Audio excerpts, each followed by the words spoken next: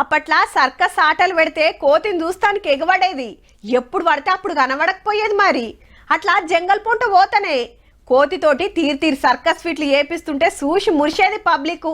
కానీ ఇప్పుడు ఊర్ల మంది కంటే కోతుల మందే ఎక్కువయే.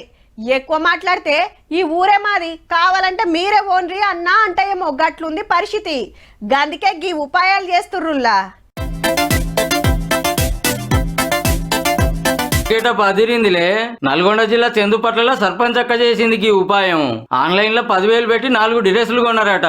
ఇక ఇవి దొడికి దినం గల్లీలలో తిరుగుతుంటే కోతులు చూసి ఉరుకుడట. 20 డేస్ నుంచి 2 రోజులకు ఒకసారి 3 రోజులకు ఒకసారి అన్ని బార్లు తిరుగుతూ అన్ని ఊరి చివరి వరకు కొట్టడం జరిగింది. దాదాపు 100 కోతల నుంచి తగ్గిపోయినాయి. ప్రతి షాపు కూడా మొత్తం ఫింక్సింగ్ తిప్పుకునే స్థాయికి వచ్చింది అన్నట్టు. పల్లెకు గివే తిప్పలాయే.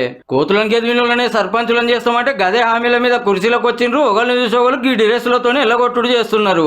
స్కూల్లో మధ్యాహ్న భోజనానికి కూడా పిల్లలకు చాలా ఇబ్బందిగా మారింది. ఒక రోజు స్కూల్లో కూడా గొర్రెల డ్రెస్ వేసుకుని తిరిగినాం. ఇప్పుడు కొద్దిగా తగ్గుముఖం పట్టినాయి కోతులు. అప్పటి మందం మంచిగానే ఫాయిదా అవుతున్నదట. మా పొలివెర దాటి ఎలగొడుతున్నాం. మళ్ళా ఒక వారం రోజుల తర్వాత మళ్ళా వస్తున్నాయి. వచ్చి మా ఇళ్లలో ఉన్న అన్నం గాని వస్తువులు గాని ముఖ్యంగా కూరగాయ చెట్లు కూడా పీకి బారేస్తున్నాయి. గాముచ్చట కూడా వాజీవే. ఎప్పటికీ తిప్పలు లేకుండా ఏం చేస్తే బాగుంటుందో కూడా ఆలోచన చేయాలి. వెంచర్లు అవి చేయడం జరిగింది. ఆ వెంచర్ల వల్ల ఏమైందంటే చుట్టుపక్కల అడవులు అనేది నశించి బాగా కోతులు అనేది ఊర్ల మీద పడడం జరుగుతుంది. ప్రకృతి వనాలు కూడా 2 ఉన్నాయండి. చింత చెట్లు, పండ్ల చెట్లు పెట్టి ఖచ్చితంగా మేము పల్లె ప్రకృతి వనాలకు వెళ్ళేటట్టు కూడా అడవుల్లో గాసం లేకనే ఊర్ల మీద పడుతుండే. వాటికి తిండి దొరికితే గింతగానం ఎందుకు వస్తాయి? ఇప్పటి మనం అయితే తిప్పలు తప్పిస్తానికి డ్రెస్సులు అయితే మంచిగానే ఆసరైతున్నాయి అబ్బా.